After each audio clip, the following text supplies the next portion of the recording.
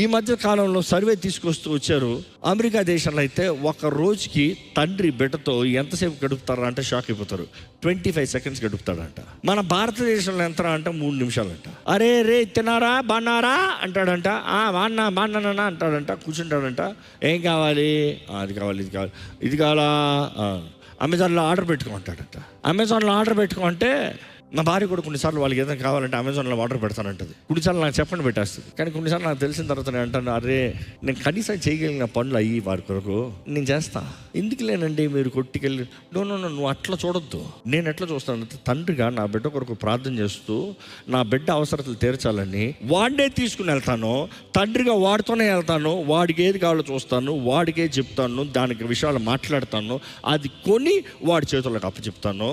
అప్పుడు రేపు లెక్క అడుగుతాను. నువ్వు అమెజాన్లో వచ్చి అమెజాన్లో వచ్చి అడిగి డిష్ అంటే డిష్ అని వచ్చింది, ఇట్లా అంటే ఇట్లా అయిపోయింది. మనీ వాల్యూ తెలుసా?